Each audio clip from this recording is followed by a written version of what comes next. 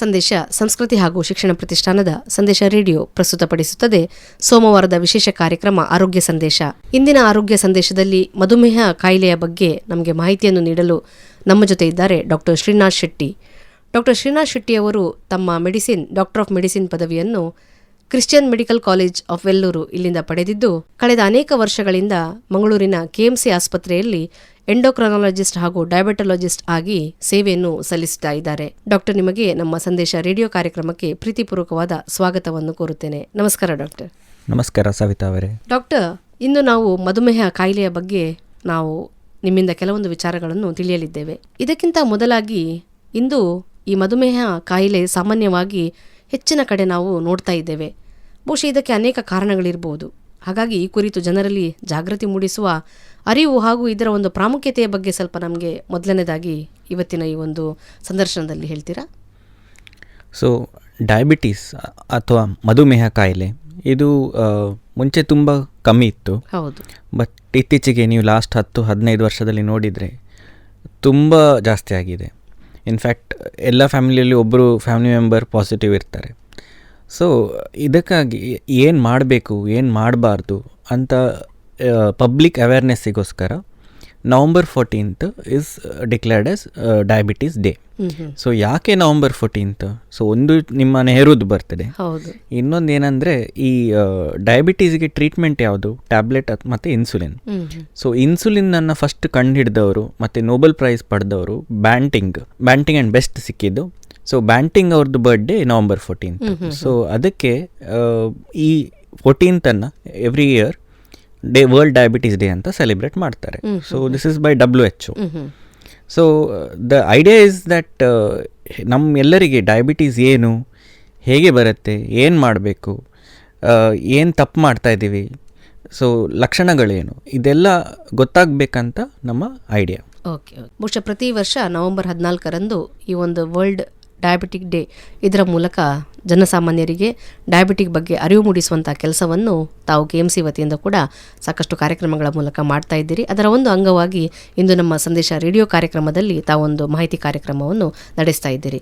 ಖಂಡಿತವಾಗಿ ಡಾಕ್ಟ್ರೆ, ಹಾಗಾದರೆ ಮೊದಲನೇದಾಗಿ ಈ ಹಲವಾರು ಜನ ತಮ್ಮ ಶುಗರ್ ಟೆಸ್ಟ್ಗಳನ್ನು ಮಾಡ್ತಾರೆ, ಈ ಡಯಾಬಿಟಿಸ್ ಕಾಯಿಲೆ ಇದೆಯಾ ಇಲ್ವಾ ಅಂತ ನೋಡ್ಕೊಳ್ಳಿಕ್ಕೆ. ಈಗ ಲ್ಯಾಬ್ ಟೆಸ್ಟ್ ಅವರು ಮಾಡುವಾಗ ಒಬ್ಬ ವ್ಯಕ್ತಿಗೆ ತನಗೆ ಡಯಾಬಿಟಿಸ್ ಕಾಯಿಲೆ ಇದೆ ಅಂತ ಹೇಳಿ ಗೊತ್ತಾಗೋದಾದರೆ ಅವರ ಒಂದು ಶುಗರ್ ಲೆವೆಲ್ ಇಂತಿಷ್ಟು ಇರಬೇಕು ಅಂತೇಳಿ ಉಂಟು. ಹಾಗೆ ಸಾಮಾನ್ಯವಾಗಿ ಒಬ್ಬ ಆರೋಗ್ಯವಂತ ವ್ಯಕ್ತಿಯ ಶುಗರ್ ಲೆವೆಲ್ ಎಷ್ಟಿರ್ತದೆ, ಅಥವಾ ಒಂದು ಡಯಾಬಿಟಿಕ್ ಕಾಯಿಲೆ ಇರುವಂತಹ ವ್ಯಕ್ತಿಯ ಶುಗರ್ ಲೆವೆಲ್ ಹೇಗಿರ್ತದೆ, ಇದರ ಬಗ್ಗೆ ಸ್ವಲ್ಪ ನಮಗೆ ಹೇಳ್ತೀರಾ? ಓಕೆ. ಸೊ ಸಾಮಾನ್ಯ ವ್ಯಕ್ತಿದು ಶುಗರ್ಸ್ ನಾವು ಮಾಡಬೇಕಾದ್ರೆ 3 ಟೈಪ್ ಮಾಡ್ತೇವೆ. ಒಂದು ಫಾಸ್ಟಿಂಗ್, ಅಂದರೆ ಖಾಲಿ ಹೊಟ್ಟೆ 8 ಗಂಟೆ ಅವನು ತಿಂದಿರಬಾರ್ದು. ಸೊ ಅದು ನಾರ್ಮಲ್ ಮನುಷ್ಯರಲ್ಲಿ 80-100 ಒಳಗಡೆ ಇರ್ತದೆ. ಸೊ ಡಯಾಬಿಟಿಕ್ ಪೇಷಂಟಲ್ಲಿ ಇದು 126 ಮೇಲೆ ಇರ್ತದೆ. ಸಿಮಿಲರ್ಲಿ ತಿಂದಾದ್ಮೇಲೆ, ಅಂದರೆ 2 ಗಂಟೆ ತಿಂದಾದ್ಮೇಲೆ ಸಾಮಾನ್ಯ ಮನುಷ್ಯಂದು 140 ಕ್ರಾಸ್ ಆಗೋದಿಲ್ಲ. ವೆರಸ್ ಡಯಾಬಿಟಿಕ್ ಪೇಷಂಟ್ ಅಲ್ಲಿ ಅದು 200 ಮೇಲೆ ದಾಟ್ಲಿಕ್ಕೆ ಸ್ಟಾರ್ಟ್ ಆಗ್ತದೆ. ಸೊ ನೀವು ಕೇಳ್ಬೋದು, ಈಗ 100ರಿಂದ 126ಗೆ ಏನು ನಾನು ಹೇಳಿಲ್ಲ, 140ರಿಂದ 200ಗೆ ನಾನು ಏನು ಹೇಳಿಲ್ಲ. ಸೊ ಈ ರೇಂಜಲ್ಲಿ ಇದ್ದರೆ ಅದಕ್ಕೆ ಪ್ರೀ ಡಯಾಬಿಟಿಕ್ ಸ್ಟೇಟ್ ಅಂತ ಹೇಳ್ತೀವಿ. ಸೊ ಇನ್ನೊಂದು ಶುಗರ್ ನಾವು ಮಾಡೋದು random blood sugar. So random blood sugar 200 ಮೇಲೆ ಇದ್ದರೆ, ಸಿಂಪ್ಟಮ್ ಇದ್ದರೆ, ಅಂದರೆ ಏನಾದರೂ ವೀಕ್ನೆಸ್, ಮೂತ್ರ ಜಾಸ್ತಿ ಹೋಗೋದು, ಈ ಥರ ಇದ್ದರೆ ಅದನ್ನು ನಾವು ತಗೊಳ್ತೀವಿ. ಅದರ್ವೈಸ್ ಒಂದು ಶುಗರ್ ನೋಡಿಬಿಟ್ಟು ಡಯಾಬಿಟಿಕ್ ಅಂತ ಹೇಳೋಕ್ಕಾಗೋದಿಲ್ಲ. ಮತ್ತು ಇನ್ನೊಂದು, ಇತ್ತೀಚೆಗೆ we are doing a test HbA1c, ಅಂದರೆ ಗ್ಲೈಕೇಟೆಡ್ ಹಿಮೋಗ್ಲೋಬಿನ್. ಇದು ಏನು ಹೇಳುತ್ತೆ ಅಂದರೆ, ನಿಮ್ಮ ಶುಗರ್ ವ್ಯಾಲ್ಯೂಸ್ ಜಾಸ್ತಿ ಆದರೆ ಅದು ಹಿಮೋಗ್ಲೋಬಿನ್ಗೆ ಹೋಗಿ ಸೇರುತ್ತೆ. ಸೊ ಈ ಪರ್ಸೆಂಟೇಜನ್ನು ಎಷ್ಟಿದೆ ಅಂತ ನಾವು ಹೇಳೋದು. ಸೊ ಈ HbA1c 6.5% ಮೇಲೆ ಇದ್ದರೆ ಅವನು ಡಯಾಬಿಟಿಕ್ ಅಂತ ಲೆಕ್ಕ. ಸೊ ನಾರ್ಮಲ್ ಮನುಷ್ಯರಲ್ಲಿ ಅದೇ 5.7 ಕೆಳಗೆ ಇರುತ್ತೆ. So again 5.7 to 6.5 is grey zone, pre diabetic state. So ಇದರದ್ದು ಅಡ್ವಾಂಟೇಜ್ ಏನಂದರೆ, ಗ್ಲೈಕೇಟೆಡ್ ಹಿಮೋಗ್ಲೋಬಿನ್ 3 ತಿಂಗಳಿದ ಆ್ಯಾವ್ರೇಜ್ ಹೇಳುತ್ತೆ. ಸೊ ನಾರ್ಮಲಿ ನಾವು ಈಗ ಲ್ಯಾಬಿಗೆ ಹೋಗಬೇಕಾದ್ರೆ ಒಳ್ಳೆ ಡಯಟ್ ಮಾಡಿ ಶುಗರ್ ಜಾಸ್ತಿ ಆಗಬಾರ್ದಂತ ಎಲ್ಲ ಡಿಸೈಡ್ ಮಾಡಿ ಹೋಗೋದು. ಬಟ್ ಈ HbA1c ನೀವು ಏನು ಡಿಸೈಡ್ ಮಾಡಿದ್ರು ಅದು ಹೈ ಇದ್ದರೆ ಹೈ, ಲೋ ಇದ್ದರೆ ಲೋ. ಸೊ ಇದನ್ನು ನಂಬಲಿಕ್ಕಾಗತ್ತೆ. ವೆರಸ್ ಫಾಸ್ಟಿಂಗ್ ಮತ್ತು ನಿಮ್ಮ ಆಫ್ಟರ್ ಫುಡ್ ಶುಗರ್ ಕೆಲವೊಮ್ಮೆ ವೇರಿಯೇಷನ್ಸ್ ಬರ್ಬೋದು. ಸೊ ಇದೇ ಅಡ್ವಾಂಟೇಜ್. ಯಾಕೆ ಇದು 3 ತಿಂಗಳಿದ ಆ್ಯಾವರೇಜ್ ಹೇಳುತ್ತೆ ಅಂದರೆ, ಈ ಇದು ಹಿಮೋಗ್ಲೋಬಿನ್ ಇರೋದು ರೆಡ್ ಬ್ಲಡ್ ಸೆಲ್ಲಲ್ಲಿ. ಸೊ ರೆಡ್ ಬ್ಲಡ್ ಸೆಲ್ಲು 3 ತಿಂಗಳು ಜೀವ ಇರುತ್ತೆ. ಸೊ ಅದಕ್ಕೆ ಈ ಶುಗರ್ ಟೆಸ್ಟ್ ಕೂಡ 3 ತಿಂಗಳಿದ ಆ್ಯಾವರೇಜ್ ಹೇಳುತ್ತೆ ನಿಮಗೆ.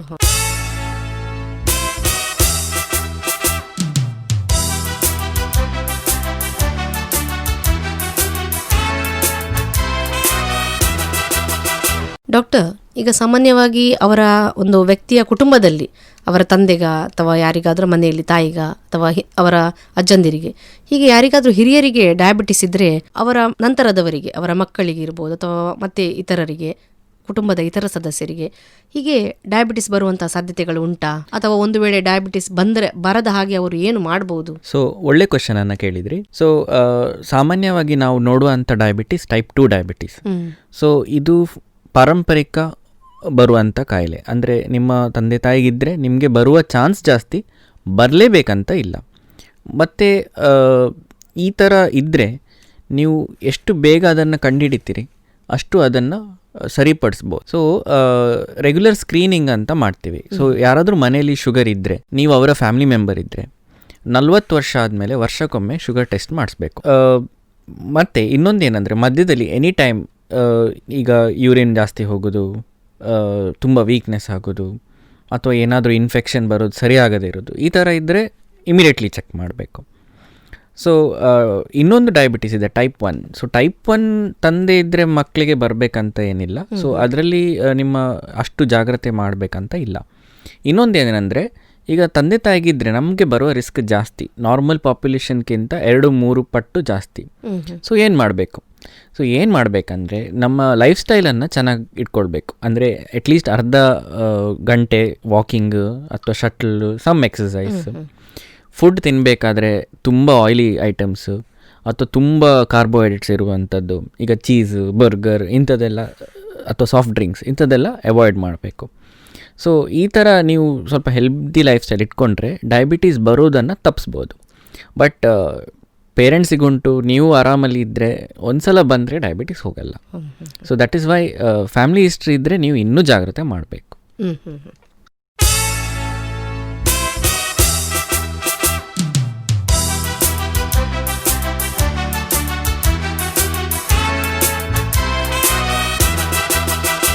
ಡಾಕ್ಟರ್, ನೀವು ಈಗಾಗಲೇ ನಮಗೆ ಟೈಪ್ 1 ಹಾಗೂ ಟೈಪ್ 2 ಡಯಾಬಿಟಿಸ್ ಬಗ್ಗೆ ನಮಗೆ ಹೇಳಿದ್ರಿ. ಈಗ ಟೈಪ್ 1 ಡಯಾಬಿಟಿಸ್ ಇರ್ಬೋದು ಅಥವಾ ಟೈಪ್ 2 ಡಯಾಬಿಟಿಸ್ ಇರ್ಬೋದು. ಈ 2 ಡಯಾಬಿಟಿಸ್ಗಳಲ್ಲಿ ಸಾಮಾನ್ಯವಾಗಿ ಈ ಕಾಯಿಲೆ ಇದ್ದಂಥ ವ್ಯಕ್ತಿಗೆ ಏನಾದರೂ ಗುಣಲಕ್ಷಣಗಳು ಗೊತ್ತಾಗುವಂಥದ್ದು, ಗೋಚರ ಆಗುವಂಥದ್ದು ಏನಾದರೂ ಇದೆಯಾ? ಸೊ ಡಯಾಬಿಟೀಸ್ ಬಂದವರಿಗೆ ಎಲ್ಲರಿಗೆ ಗುಣಲಕ್ಷಣ ಇರಬೇಕಂತ ಇಲ್ಲ. ಇನ್ಫ್ಯಾಕ್ಟ್ 90% ಅವರಿಗೆ ಶುಗರ್ ಇದೆ ಅಂತಲೇ ಗೊತ್ತಿರೋದಿಲ್ಲ. ಎಸ್ಪೆಷಲಿ ಇದು ಟೈಪ್ 2 ಅಲ್ಲಿ. ಟೈಪ್ 2 ಅಲ್ಲಿ ಏನಂದರೆ, ನಿಮ್ಮ ಬಾಡಿ ಇನ್ಸುಲಿನ್ ಪ್ರೊಡಕ್ಷನ್ ಮಾಡ್ತಾ ಉಂಟು, ಬಟ್ ಸಾಕಾಗ್ತಾ ಇಲ್ಲ. ಆ್ಯಂಡ್ ಇದು ಸ್ಲೋ, ಅಂದರೆ ಎಷ್ಟೋ ವರ್ಷದಿಂದ ಸ್ವಲ್ಪ ಕಮ್ಮಿ ಆಗಿ ಮತ್ತೆ ಫೈನಲಿ ಡಯಾಬಿಟಿಕ್ ಸ್ಟೇಟಿಗೆ ಬರೋದು. ಅದಕ್ಕೆ ಲಕ್ಷಣಗಳು ಕಮ್ಮಿ. ಬಟ್ ಕೆಲವರಿಗೆ ಸಡನ್ ಶುಗರ್ ಬಂದವರಿಗೆ ಲಕ್ಷಣಗಳು ಬರ್ಬೋದು. ಸೊ ಸಾಮಾನ್ಯವಾಗಿ ಲಕ್ಷಣ ಬರೋದು ಏನಂದರೆ ವೆಯ್ಟ್ ಲಾಸ್, ಅಂದರೆ ಎಷ್ಟು ತಿಂದ್ರೂ ವೆಯ್ಟ್ ಜಾಸ್ತಿ ಆಗ್ತಾ ಇಲ್ಲ, ತುಂಬ ಬಾಯಾರಿಕೆ ಉಂಟು, ಬಟ್ ಯೂರಿನ್ ಕೂಡ ಜಾಸ್ತಿ ಹೋಗ್ತಾ ಉಂಟು, ಮತ್ತು ವೆಯ್ಟ್ ಕಮ್ಮಿ ಆಗ್ತಾ ಉಂಟು, ಹಸಿವು ಆಗ್ತಾ ಉಂಟು, ಬಟ್ ಅದು ಬಾಡಿಗೆ ಸೇರ್ತಾ ಇಲ್ಲ. ಕೆಲವರು ಏನಿಂದ ಬರ್ತಾರೆ ಅಂದರೆ ಸ್ಕಿನ್ ಇನ್ಫೆಕ್ಷನ್ ಅಥವಾ ರಿಪೀಟೆಡ್ ಯೂರಿನ್ ಇನ್ಫೆಕ್ಷನ್, ನಿಮೋನಿಯಾ ಇಂಥದ್ದು ಹಿಡ್ಕೊಂಡು ಬರ್ತಾರೆ. ಕೆಲವರಿಗೆ ಬರೀ ವೀಕ್ನೆಸ್, ಅಂದರೆ ಇಲ್ಲಿಂದ ಅಲ್ಲಿ ನಡಿಲಿಕ್ಕೆ ಆಗೋದಿಲ್ಲ, ಆಸ್ಪತ್ರೆ ಹೋಗ್ಲಿಕ್ಕೆ ಆಗೋದಿಲ್ಲ, ಯಾವ ಥರ ಮಾತಾಡಲಿಕ್ಕೆ ಆಗೋದಿಲ್ಲ. ಸೊ ಅಂಥ ವೀಕ್ನೆಸ್. ಸೊ ಇಂಥ ಪ್ರಾಬ್ಲಮ್ಸಿಂದ ಬರ್ಬೋದು. ಟೈಪ್ 1 ಡಯಾಬಿಟೀಸ್ ಯೂಶಲಿ ಸಡನ್ ಬರುವಂಥ ಕಾಯಿಲೆ. ಸೊ ಇಲ್ಲಿ ಅವರು ಯೂಶಲಿ ಬರಬೇಕಾದ್ರೆ ಅವರಿಗೆ ವಾಮಿಟಿಂಗ್, ಹೊಟ್ಟೆ ನೋವು, ಮತ್ತು ಕೆಲವೊಮ್ಮೆ ಮೈಕೈ ನೋವು, ಜ್ವರ ಇಂಥದ್ದೆಲ್ಲ. ಕೆಲವರು ಅನ್ಕಾನ್ಷಿಯಸ್ ಆಗಿಯೂ ಬರ್ತಾರೆ. ಅದು ಯಾಕಂದರೆ ಇಲ್ಲಿ ಅವ್ರ ಬಾಡಿಲಿ ಇನ್ಸುಲಿನ್ನೇ ಇಲ್ಲ, ಆಲ್ಮೋಸ್ಟ್ 0. ಸೊ ಸಡನ್, ಆ್ಯಂಡ್ ಇದು ಸಡನ್ 100% ಇತ್ತು, ಒಂದು ವಾರದಲ್ಲಿ 0 ಆಗಿದೆ. ಸೊ ಅದರಿಂದಾಗಿ ಅವರಿಗೆ ಬಾಡಿ ಅಡ್ಜಸ್ಟ್ ಆಗಲಿಕ್ಕೆ ಟೈಮ್ ಸಿಕ್ಕಲಿಲ್ಲ. ಸೊ ಇಂಥವ್ರು ಬರುವಾಗ ಸ್ವಲ್ಪ ಜೋರಲ್ಲಿ ಬರ್ತಾರೆ. ಸೊ ಇದಕ್ಕೆ ಟ್ರೀಟ್ಮೆಂಟ್ ಇನ್ಸುಲಿನ್ ಮಾತ್ರ.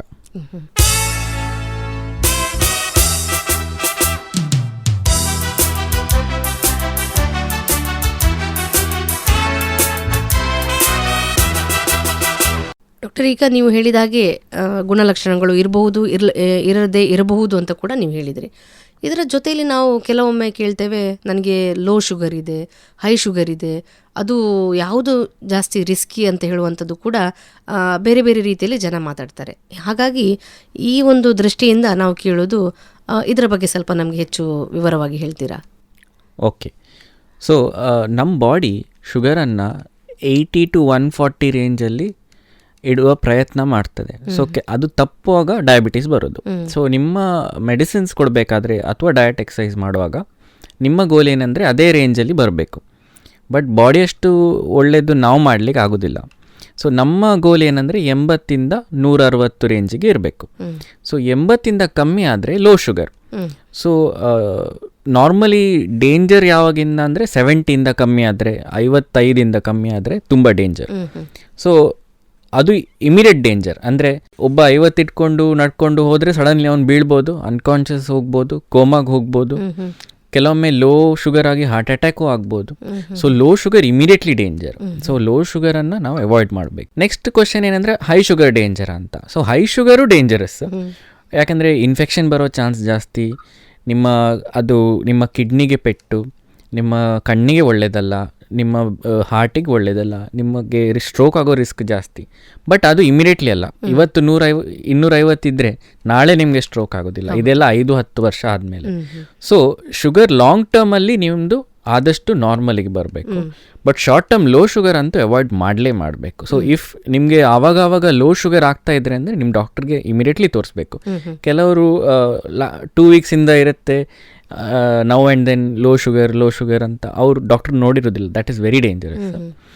ಇನ್ಫ್ಯಾಕ್ಟ್ ಲೋ ಶುಗರ್ ಆದರೆ ನಿಮ್ಮ ಟ್ಯಾಬ್ಲೆಟ್ಸ್ ಅಥವಾ ಇನ್ಸುಲಿನ್ ಕಮ್ಮಿ ಮಾಡಬೇಕಂತ ಲೆಕ್ಕ. ಸೊ ಐ ಹೋಪ್ ನಾನು ಆನ್ಸರ್ ಮಾಡಿದ್ದೇನೆ. ಖಂಡಿತ ಹೌದು.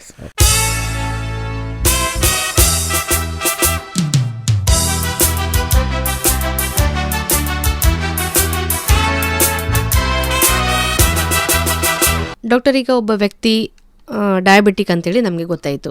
ಈ ಡಯಾಬಿಟಿಸಲ್ಲಿ ನೀವು ಹೇಳಿದರೆ ಇನ್ಸುಲಿನ್ ಇರ್ತದೆ, ಟ್ಯಾಬ್ಲೆಟ್ಸ್ ಇರ್ತದೆ ಅಂತೇಳಿ. ಈಗ ಯಾವ ರೀತಿಯ ಚಿಕಿತ್ಸೆ ಒಬ್ಬ ವ್ಯಕ್ತಿಗೆ ಒಳ್ಳೆಯದು, ಮತ್ತು ಈ ಚಿಕಿತ್ಸೆಯ ಕ್ರಮಗಳ ಬಗ್ಗೆ ಸ್ವಲ್ಪ ನಮಗೆ ಹೇಳ್ತೀರಾ? ಸೊ ನಮ್ಮದು ಮೇನ್ ಗೋಲ್ ಏನಂದರೆ ಶುಗರ್ ನಾರ್ಮಲ್ ರೇಂಜಿಗೆ ತರಬೇಕು. ಅದು ಟ್ಯಾಬ್ಲೆಟಿಂದನೂ ತರ್ಬೋದು, ಇನ್ಸುಲಿನಿಂದ ತರ್ಬೋದು. ಟ್ಯಾಬ್ಲೆಟಿದ್ದು ಅಡ್ವಾಂಟೇಜ್ ಏನಂದರೆ ಕನ್ವೀನಿಯೆಂಟ್, ನೀವು ತಗೊಂಡ್ರಾಯ್ತು, ಊಟ ಮಾಡಿದ್ರಾಯ್ತು, ಪರ್ಸಲ್ಲಿ ಇಟ್ಕೊಳ್ಳೋದು ಸುಲಭ, ಎಲ್ಲಿ ಬೇಕಾದರೆ ಸಿಗ್ತದೆ. ಇನ್ಸುಲಿನ್ ಕೂಡ ಒಳ್ಳೆಯದು. ಅಡ್ವಾಂಟೇಜ್ ಏನಂದರೆ ಇನ್ಸುಲಿನ್ ಇವತ್ತು ನಾನು ಕೊಟ್ಟರೆ ಇಮಿಡಿಯೇಟ್ಲಿ 1 ಗಂಟೆಯಲ್ಲಿ ರಿಸಲ್ಟ್ಸ್ ಕಾಣ್ತದೆ. ಬಟ್ ಇನ್ಸುಲಿನ್ ಪ್ರಾಬ್ಲಮ್ ಏನಂದರೆ ಸೂಜಿ ನೋವಾಗ್ತದೆ, ಫ್ರಿಡ್ಜ್ ಬೇಕು, ಮತ್ತು ಎಲ್ಲ ಕಡೆಯಲ್ಲಿ ಈಸಿಲಿ ಅವೈಲೇಬಲ್ ಇಟ್ಕೊಂಡು ಹೋಗೋದು ಕಷ್ಟ. ಸೊ ಇನ್ಸುಲಿನ್ 2 hours ಮೇಲೆ ನೀವು ಬ್ಯಾಗಲ್ಲಿ ವಿದೌಟ್ ಇದು ಇಟ್ಟರೆ ಅದರದ್ದು ಕೆಪಾಸಿಟಿ ಕಮ್ಮಿ ಆಗ್ತದೆ. ಸೊ ಅದಕ್ಕೆ tablets preferred, but insulin is also good. So ಈ ಎಲ್ಲ ಪೇಷಂಟ್ ಒಬ್ಬರು ಯಾವ ಪೇಷಂಟಿಗೆ ಯಾವ್ದು ಸೂಟ್ ಆಗುತ್ತೆ, that is more important. So ಕೆಲವು ಪೇಷಂಟ್ಸಿಗೆ ನಾವು ಎರಡೂ ಕೊಡ್ತೀವಿ, ಯಾಕಂದರೆ ಟ್ಯಾಬ್ಲೆಟ್ ಕೊಡಲಿಲ್ಲ ಅಂದರೆ ಇನ್ಸುಲಿನ್ ತುಂಬ ಬೇಕಾಗುತ್ತೆ. ಕೆಲವರಿಗೆ ಬರೀ ಇನ್ಸುಲಿನ್ ಕೊಡೋದುಂಟು, ಕೆಲವರಿಗೆ ಬರೀ ಟ್ಯಾಬ್ಲೆಟ್ ಕೊಡೋದುಂಟು.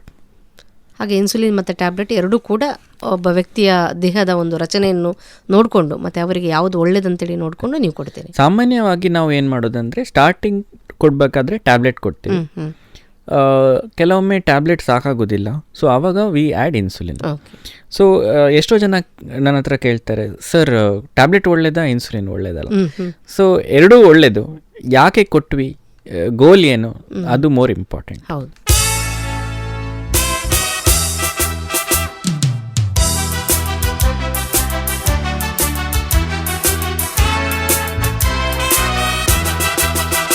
ಡಾಕ್ಟರ್, ನೀವು ಹೇಳಿದಾಗೆ ಈಗ ಒಬ್ಬ ವ್ಯಕ್ತಿಯ ದೇಹ ಮತ್ತು ಅವರಿಗೆ ಯಾವುದು ಒಳ್ಳೆಯದಂತೇಳಿ ನೋಡಿಕೊಂಡು ನೀವು ಇನ್ಸುಲಿನ್ ಅಥವಾ ಟ್ಯಾಬ್ಲೆಟನ್ನು ಒಬ್ಬ ಕಾಯಿಲೆ ಇದ್ದವರಿಗೆ ಪ್ರಿಫರ್ ಮಾಡ್ತೀರಿ. ಈಗ ಈ ಮೆಡಿಸಿನ್ ಅಥವಾ ಇನ್ಸುಲಿನ್ ಇದನ್ನು ದೀರ್ಘಕಾಲ ಅವರು ತಗೊಳ್ಬೇಕಾಗ್ತದ ಒಬ್ಬ ಕಾಯಿಲೆ ಇದ್ದವರು?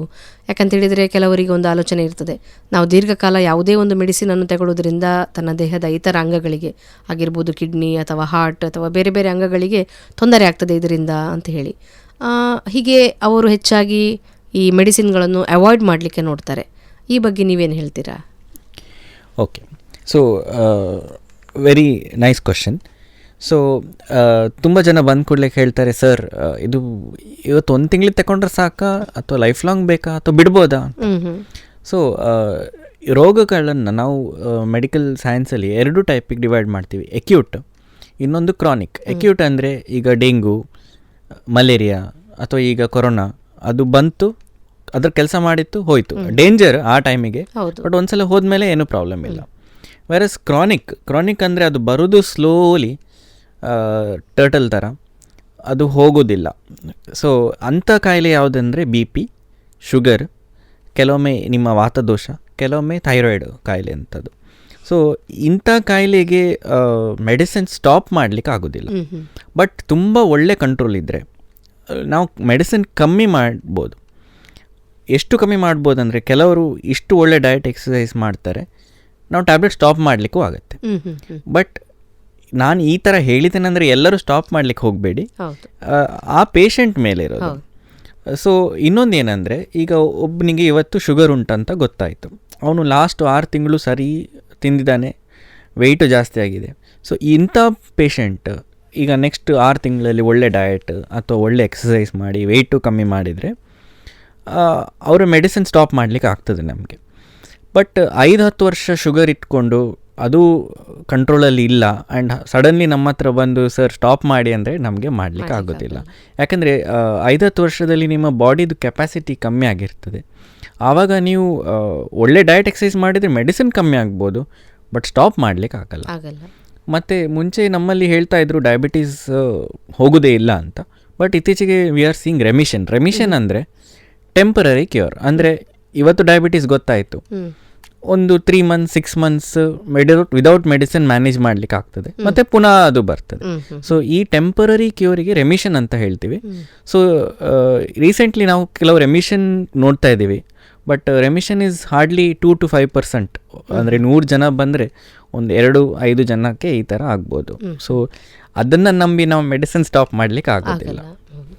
ಮತ್ತು ಈ ಒಂದು ಮೆಡಿಸಿನ್ ತಗೊಳ್ಳೋದ್ರಿಂದ ನಮ್ಮ ಬೇರೆ ಬೇರೆ ಅಂಗಗಳ ಮೇಲೆ, ಕಿಡ್ನಿ ಇರ್ಬೋದು ಅಥವಾ ಇತರ ಪಾರ್ಟ್ಸ್ಗಳ ಮೇಲೆ ಏನಾದರೂ ಸೀರಿಯಸ್ ಡ್ಯಾಮೇಜಸ್ ಅಥವಾ ಇದರಿಂದ ಅವರಿಗೆ ಬೇರೆ ಕಾಯಿಲೆ ಇರುವಂಥದ್ದು, ಈ ಒಂದು ಭಯ ಜನರಲ್ಲಿ ಸಾಮಾನ್ಯವಾಗಿದೆ.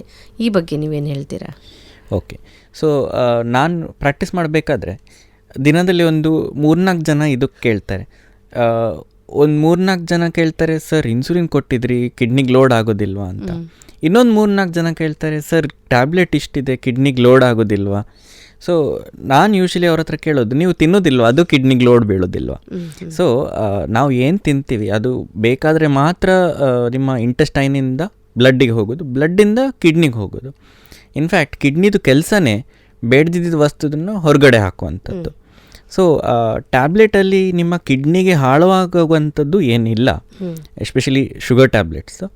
ಇನ್ಸುಲಿನ್ ಅಂತೂ ಅದು ಫ್ರೀಲಿ ಕಿಡ್ನಿಯಿಂದ ಪಾಸ್ ಆಗುತ್ತೆ. ವೆರಸ್ ಟ್ಯಾಬ್ಲೆಟ್ ಏನಂದರೆ ಆಲ್ರೆಡಿ ಕಿಡ್ನಿ ಪ್ರಾಬ್ಲಮ್ ಇದ್ದವರಿಗೆ ನಾವು ಕೊಡುವಾಗ ಸ್ವಲ್ಪ ಆಲೋಚನೆ ಮಾಡ್ತೇವೆ. ಯಾಕಂದರೆ ನಾರ್ಮಲಿ ಟ್ಯಾಬ್ಲೆಟ್ ಈಗ 4 ಗಂಟೆ ಕೆಲಸ ಮಾಡೋ ಟ್ಯಾಬ್ಲೆಟ್ ನಾನು ಕೊಟ್ಟಿದ್ರೆ ನಾರ್ಮಲ್ ಪರ್ಸನ್ 4 ಗಂಟೆ ಹೊರಗಡೆ ಹೋಗುತ್ತೆ. ಬಟ್ ಡಯಾಬಿಟಿಕ್ ಕಿಡ್ನಿ ಪೇಷಂಟ್ ಇದ್ದವನಿಗೆ ಅದು 1 ದಿನ ಕೆಲಸ ಮಾಡಲಿಕ್ಕೆ ಸ್ಟಾರ್ಟ್ ಆಗುತ್ತೆ. ಸೊ ಹೈಪೋಗ್ಲೈಸಿಮಿಯಾ ಅಂತ ನೀವು ಕೇಳಿದ್ರಿ, low sugar. So low sugar ಆಗೋ ಚಾನ್ಸಸ್ ಜಾಸ್ತಿ ಆಗ್ತದೆ ಇಂಥ ಪೇಷಂಟಿಗೆ. ಸೊ ಕಿಡ್ನಿ ಪೇಷಂಟ್ಸಿಗೆ ನಾವು ಟ್ಯಾಬ್ಲೆಟ್ ಕಮ್ಮಿ ಕೊಡ್ತೇವೆ, ಬಟ್ ಟ್ಯಾಬ್ಲೆಟಿಂದ ಪ್ರಾಬ್ಲಮ್ ಆಗೋದಿಲ್ಲ. So both tablets and insulin is safe, but ಆ ಸಿಚುವೇಶನ್ ನೋಡ್ಕೊಂಡು ನಾವು ಕೊಡಬೇಕು ಅಷ್ಟೇ.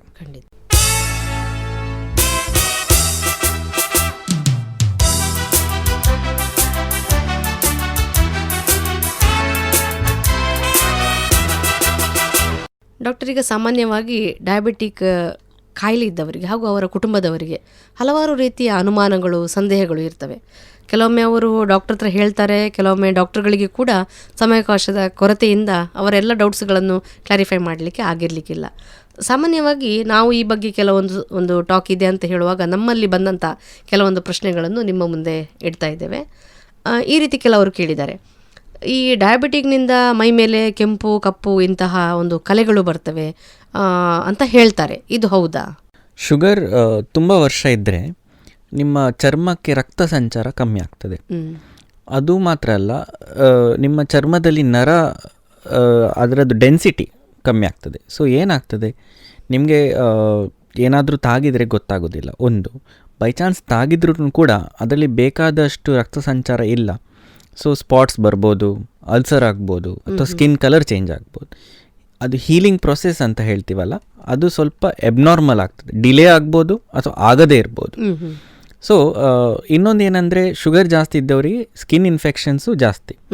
ಸೊ ಇಷ್ಟು ರೀಸನ್, ಈಗ ನಾನು 3-4 ಹೇಳಿದ್ದೇನೆ, ಇನ್ನೂ ಜಾಸ್ತಿ ಇದೆ. ಈ ರೀಸನ್ಸಿಂದಾಗಿ ಸ್ಪಾಟ್ಸ್ ಬರೋದು, ಅಥವಾ ಕಪ್ಪಾಗೋದು, ಅಥವಾ ಕೂದಲು ಇಲ್ಲದೇ ಇರೋದು, ಸ್ಕಿನ್ ಶೈನಿಂಗ್ ಆಗೋದು, ಅಥವಾ ಸ್ಕಿನ್ ಡ್ರೈ ಆಗೋದು, ಅಥವಾ ಅಲ್ಸರ್ ಬರೋದು, ಅಥವಾ ಕಪ್ಪ ನಿಮ್ಮ ಬೆರಳು ಕಪ್ಪಾಗೋದು, ಅಥವಾ ಫಂಗಲ್ ಇನ್ಫೆಕ್ಷನ್ ನೇಲ್ ಅಡಿಯಲ್ಲಿ, ಇಂಥದ್ದೆಲ್ಲ ಆಗ್ಬೋದು. ಸೊ ಮೇನ್ ಏನಂದರೆ ಶುಗರ್ ಕಂಟ್ರೋಲ್. ಇನ್ನೊಂದು ಏನು ನೆನಪಿಡಬೇಕಂದ್ರೆ, ಇವತ್ತು ಶುಗರ್ ಕಂಟ್ರೋಲ್ ಮಾಡಿದರೆ ನಾಳೆ ಸರಿಯಾಗುವಂಥದ್ದು ಇನ್ಫೆಕ್ಷನ್ ಇದ್ದರೆ ಮಾತ್ರ. ಬೇರೆ ಕಾರಣ ಇದ್ದ, ಈಗ ರಕ್ತ ಸಂಚಾರ ಕಮ್ಮಿಯಾಗಿ ಅಥವಾ ನರ ಕಮ್ಮಿಯಾಗಿ ಆದರೆ ಅದು ತುಂಬ ಟೈಮ್ ತೆಗೀತದೆ.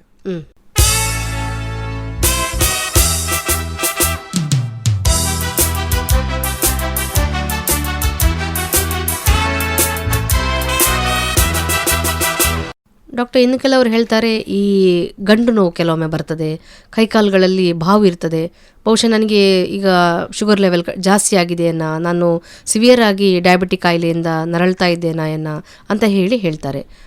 ಹೀಗೆ ಈ ಡಯಾಬಿಟಿಸ್ ಕಾಯಿಲೆಯಿಂದ ಕೈಕಾಲು ಗಂಟು ನೋವು ಅಥವಾ ಕೈಕಾಲುಗಳಲ್ಲಿ ಬಾವು ಬರುವಂಥ ಏನೋ ಸಾಧ್ಯತೆಗಳಿವೆಯಾ? ಓಕೆ, ಸೊ ಡಯಾಬಿಟೀಸ್ ಯಾವ ರಕ್ತನಾಳದ ಡಿಸೀಸ್, ಕರೆಕ್ಟಾ? ಸೊ ರಕ್ತನಾಳ ಎಲ್ಲಿ ಹೋಗ್ತದೆ? ಇಡೀ ಬಾಡಿಯಲ್ಲಿ ಉಂಟು, ಎಕ್ಸೆಪ್ಟ್ ನಿಮ್ಮ ಕೂದಲು ಎಂಡ್ ಮತ್ತು ನೇಲ್ ಎಂಡ್. ಸೊ ಎಲ್ಲ ಆರ್ಗನ್ಸ್, ಎಲ್ಲ ಸಿಸ್ಟಮನ್ನು ಇನ್ವಾಲ್ವ್ ಮಾಡ್ಬೋದು. ಬಟ್ ಪರ್ಟಿಕ್ಯುಲರ್ಲಿ ಆಗಿ ಜಾಯಿಂಟ್ ಇನ್ವಾಲ್ವ್ ಆಗೋದು ಇಲ್ಲ. ಬಟ್ ನಿಮ್ಗೆ ಆಲ್ರೆಡಿ ಜಾಯಿಂಟ್ ಪ್ರಾಬ್ಲಮ್ ಇದ್ದರೆ ಅದು ಜಾಸ್ತಿ ಆಗ್ಬೋದು. ಕೆಲವೊಮ್ಮೆ ಆಸ್ಟಿಯೋ ಆರ್ಥರೈಟಿಸ್ ಅಂತ ಹೇಳ್ತೀವಿ, ಸೊ ಅದು ಜಾಸ್ತಿ ಆಗ್ಬೋದು ಡಯಾಬಿಟಿಸ್ ಇದ್ದ ಪೇಷಂಟಿಗೆ. ಕೆಲವೊಮ್ಮೆ ಡಯಾಬಿಟಿಸ್ ಸಂಬಂಧನೇ ಇಲ್ಲದೇ ಇರ್ಬೋದು. ಈ ಯೂರಿಕ್ ಆ್ಯಸಿಡ್ ಜಾಸ್ತಿ ಇದ್ದರೆ ಅಥವಾ ವಾತದೋಷ ಇದ್ದರೆ ಕೂಡ ನಿಮಗೆ ಈ ಜಾಯಿಂಟ್ ಪೇನ್, ಜಾಯಿಂಟ್ ಸ್ವೆಲ್ಲಿಂಗ್ ಬರ್ಬೋದು. ಸೊ ನಾನು ನೋಡದೆ ಹೇಳಲಿಕ್ಕಾಗೋದಿಲ್ಲ.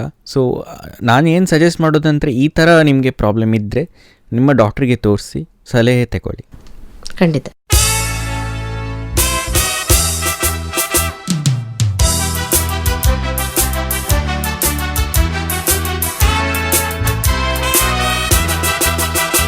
ಡಾಕ್ಟರ್, ಇನ್ನು ಕೆಲವರು ಈ ರೀತಿ ಕೂಡ ಹೇಳ್ತಾರೆ, ನನಗೆ ಡಯಾಬಿಟಿಕ್ ಇದೆ, ಹಾಗಾಗಿ ನನಗೆ ಸಿಕ್ಕಾಪಟ್ಟೆ ಸೆಕೆ ಆಗ್ತದೆ. ವಿಶೇಷವಾಗಿ ಈಗ ಸ್ವಲ್ಪ ವೆದರ್ ಕೂಲ್ ಇದೆ, ಆದರೂ ಕೂಡ ನಮಗೆ ಹೇಳ್ತಾರೆ ನಮಗೆ ಸೆಕೆ ಆಗ್ತದೆ, ನನಗೆ ಡಯಾಬಿಟಿಸ್ ಇದ್ದರಿಂದ ಈ ರೀತಿ ಆಗ್ತದೆ, ಬೆವರ್ತದೆ, ಮತ್ತು ಕೆಲವೊಮ್ಮೆ ತುಂಬ ನಿದ್ದೆ ಬಂದಾಗೆ ಡ್ರೌಸಿನೆಸ್ ಅಂತ ನಾವೇನು ಹೇಳ್ತೇವೆ, ಈ ರೀತಿ ಆಗ್ತದೆ, ತಲೆ ಸುತ್ತದೆ, ಕಣ್ಣುಗಳು ಸರಿಯಾಗಿ ಕಾಣೋದಿಲ್ಲ ಅಂತ ಹೇಳ್ತಾರೆ. ಇದೆಲ್ಲ ಡಯಾಬಿಟಿಸ್ನಿಂದ ಆಗ್ತದಾ? ಓಕೆ, ಸೊ ನಾನು ಆವಾಗಲೇ ಹೇಳಿದ್ದೆ, ಡಯಾಬಿಟೀಸ್ ಎಲ್ಲ ನಿಮ್ಮ ಸಿಸ್ಟಮನ್ನು ಇನ್ವಾಲ್ವ್ ಮಾಡ್ಬೋದು. ಸಾಮಾನ್ಯವಾಗಿ ಡ್ರೌಸಿನೆಸ್ ನಾವು ನೋಡೋದು ತುಂಬ ಹೈ ಶುಗರ್ ಆದರೆ ಅಥವಾ ಲೋ ಶುಗರ್ ಆದರೆ. In fact drowsiness more common low ಶುಗರಲ್ಲಿ. ಸೊ ಈ ಥರ ಇದ್ದರೆ ನೀವು ಆ ಟೈಮಲ್ಲಿ ಶುಗರ್ ನೋಡಬೇಕು. ಸೊ ಶುಗರ್ ಲೋ ಇದ್ದರೆ ನಿಮ್ಮ ಆನ್ಸರ್ ಅಲ್ಲೇ ಬಂತು. ಶುಗರ್ ಹೈ ಆದರೆ ನಿಮ್ಮ ಡಾಕ್ಟ್ರಿಗೆ ತೋರಿಸ್ಬೇಕು. ನೆಕ್ಸ್ಟ್ ನೀವು ಕೇಳಿದ್ರಿ ಕಣ್ಣು. ಸೊ ಶುಗರ್ ಸಡನ್ ಮೇಲೆ ಅಥವಾ ಕೆಳಗೆ ಹೋದರೆ ನಿಮ್ಮ ಲೆನ್ಸ್ ಉಂಟಲ್ಲ ಕಣ್ಣಲ್ಲಿ, ಅದರದ್ದು ಈ ರಿಫ್ರಾಕ್ಟಿವ್ ಇದು ಅಂತ ಹೇಳ್ತೀವಿ ಇಂಡೆಕ್ಸ್, ಅದು ಚೇಂಜ್ ಆಗುತ್ತೆ. ಸೊ ಈ ಥರ ಆದರೆ ಕಣ್ಣು ಡಾಕ್ಟ್ರಿಗೆ ತೋರಿಸ್ಬೇಕು, ಶುಗರ್ ಕಂಟ್ರೋಲ್ ಮಾಡಬೇಕು. ಇನ್ನೊಂದು ಏನಂದರೆ, ಶುಗರ್ ನಿಮ್ಮದು ಒಂದು 5 ವರ್ಷ ಒಂದು ಆ್ಯಾವ್ರೇಜ್ HbA1c 9 ಮೇಲೆ ಇದ್ದರೆ ರೆಟಿನೋಪತಿ ಅಂತ ಆಗ್ಬೋದು. ಸೊ ರೆಟಿನೋಪತಿಯಲ್ಲಿ ಏನಾಗುತ್ತೆ, ನಿಮ್ಮ ಕಣ್ಣಿದು ಸ್ಕ್ರೀನ್ ರೆಟಿನಾ ಅದರಲ್ಲಿ ಬ್ಲಡ್ ಕ್ಲಾಟ್ಸ್ ಆಗ್ಬೋದು. ಸೊ ಅದರಿಂದಾಗಿ ಕಾಣದೇ ಇರ್ಬೋದು. ಸೊ ಅದಕ್ಕೆ ಒಂದು ಸಲ ನಿಮಗೆ ಡಯಾಬಿಟೀಸ್ ಅಂತ ಗೊತ್ತಾದರೆ 5 ವರ್ಷ ಆದಮೇಲೆ ವರ್ಷಕ್ಕೊಮ್ಮೆ ಕಣ್ಣು ಚೆಕಪ್ ಮಾಡಬೇಕು, ರೆಟಿನಾ ನೋಡಿಸ್ಬೇಕು. ನೀವು ಇನ್ನೊಂದು ಕೇಳಿದ್ರಿ sweating. So sweating again low sugar ಇದು ಲಕ್ಷಣ. ಸಡನ್ ಸ್ವೆಟ್ಟಿಂಗ್ ಬರೋದಂದರೆ ಎಸ್ಪೆಷಲಿ ನೀವು ಊಟ ಮಾಡಿಲ್ಲ ಅಥವಾ ಬ್ರೇಕ್ಫಾಸ್ಟ್ ಮಾಡಿಲ್ಲ, ಶುಗರ್ ಲಾಸ್ಟ್ 6 ತಿಂಗಳು ನೋಡಿಲ್ಲ, ಸ್ವೆಟ್ಟಿಂಗ್ ಬರ್ತಾ ಉಂಟಂದರೆ ಶುಗರ್ ಲೋ ಆಗಿದೆ ಅಂತ ಲೆಕ್ಕ. ಕೆಲವೊಮ್ಮೆ ಸ್ವೆಟ್ಟಿಂಗ್ ಬೇರೆ ಕಾರಣದಿಂದ ಇರ್ಬೋದು. ಈಗ ಶುಗರ್ ಪೇಷಂಟ್ಸಿಗೆ ಹಾರ್ಟ್ ಅಟ್ಯಾಕ್ ಆದರೆ ನೋವು ಆಗೋದಿಲ್ಲ. ನಾರ್ಮಲಿ ಹಾರ್ಟ್ ಅಟ್ಯಾಕ್ ಆದವರಿಗೆ ಚೆಸ್ಟ್ ಪೇನ್ ಆಗ್ತದೆ, ಕೆಲವರಿಗೆ ಅದು ಚೆಸ್ಟ್ ಪೇನ್ ಆಗೋದಿಲ್ಲ, ಬರೀ ಸ್ವೆಟ್ಟಿಂಗ್ ವೀಕ್ನೆಸ್ ಬರ್ತದೆ. ಸೊ ಕೆಲವೊಮ್ಮೆ ಅದು ಹಾರ್ಟ್ ಅಟ್ಯಾಕ್ ಲಕ್ಷಣನೂ ಇರ್ಬೋದು, ಸಡನ್ ಸ್ವೆಟ್ಟಿಂಗ್. ಕೆಲವೊಮ್ಮೆ ನಿಮ್ಮದು ಊಟ, ಇನ್ಸುಲಿನ್ ಟ್ಯಾಬ್ಲೆಟ್ಸ್ ಮೇಲೇನೂ ಇರ್ಬೋದು. ಸೊ ಏನಂತ ನೀವು ನೋಡಬೇಕು. ಆ ಥರ ಸಿಮ್ಟಮ್ಸ್ ಇದ್ದರೆ ಡಾಕ್ಟ್ರಿಗೆ ತೋರಿಸ್ಬೇಕು.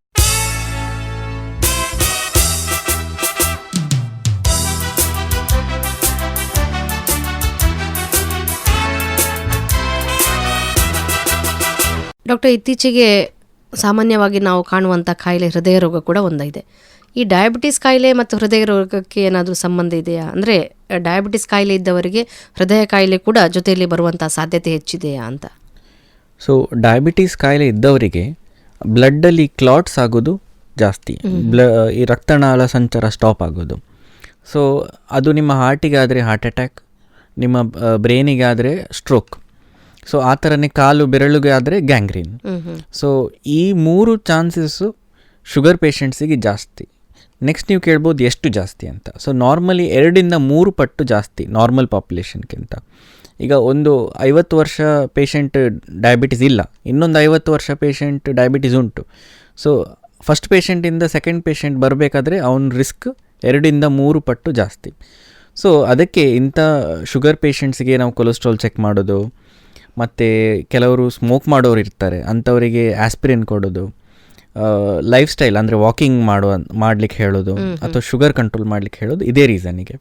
ಸೊ ಇನ್ನೊಂದು ಏನಂದರೆ ಈ ಜಾಸ್ತಿ ಉಂಟಲ್ಲ, ನಿಮ್ಮದು ಶುಗರ್ ಎಷ್ಟು ಜಾಸ್ತಿ ಅಷ್ಟೇ ರಿಸ್ಕ್ ಜಾಸ್ತಿ. ಸೊ ಒಂದಂದರೆ ನಿಮಗೆ ಶುಗರಿಂದಾಗಿಯೇ ಜಾಸ್ತಿ ಆಯಿತು, ಇನ್ನೊಂದು ನಿಮ್ಮ ಶುಗರ್ ಎಷ್ಟು ಜಾಸ್ತಿ ಉಂಟು ಅದರಿಂದಾಗಿ ಇನ್ನೂ ಜಾಸ್ತಿ ಆಗೋ ಚಾನ್ಸಸ್ ಉಂಟು. ಸೊ ಈಗ ಟೆಕ್ನಾಲಜಿ ಬೆಟರ್ ಉಂಟು, ಎಷ್ಟೋ ಟ್ಯಾಬ್ಲೆಟ್ಸಿಂದ ನಿಮ್ಮ ಹಾರ್ಟ್ ಅಟ್ಯಾಕ್ ರಿಸ್ಕನ್ನು ಕಮ್ಮಿ ಮಾಡ್ಬೋದು. ಮತ್ತು ಟೈಮಲ್ಲಿ ನೀವು ನಿಮ್ಮ ಕಾರ್ಡಿಯಾಲಜಿಸ್ಟಿಗೆ ತೋರಿಸಿದರೆ ಅದು ಕ್ಲಾಟನ್ನು ಸರಿ ಮಾಡಿಸ್ಬೋದು.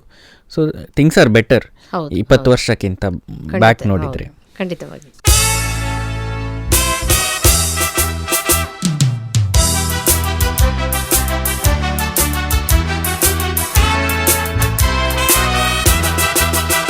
ಡಾಕ್ಟರ್, ನೀವು ಹೇಳಿದಾಗೆ ಈ ಡಯಾಬಿಟಿಕ್ ಕಾಯಿಲೆಯಿಂದ ಬೇರೆ ಬೇರೆ ರೀತಿಯ ಕಾಂಪ್ಲಿಕೇಶನ್ಸ್ಗಳು ಬರ್ತವೆ. ಈಗ ದೃಷ್ಟಿದೋಷ ಇರ್ಬೋದು, ಕಿಡ್ನಿ ಪ್ರಾಬ್ಲಮ್ ಇರ್ಬೋದು, ಅಥವಾ ಹಾರ್ಟ್ ಇದ್ದು ಬೇರೆ ಬೇರೆ ರೀತಿಯ ಅಂಗಗಳಿಗೆ ಕೂಡ ಇದು ಎಫೆಕ್ಟ್ ಮಾಡುತ್ತೆ. ಈಗ ಶುಗರ್ ನಾವು ಒಮ್ಮೆ ಕಂಟ್ರೋಲಿಗೆ ತರ್ತೇವೆ, ಅದು ಸಾಮಾನ್ಯವಾಗಿ ಕಂಟ್ರೋಲಲ್ಲೇ ಇರ್ತದೆ.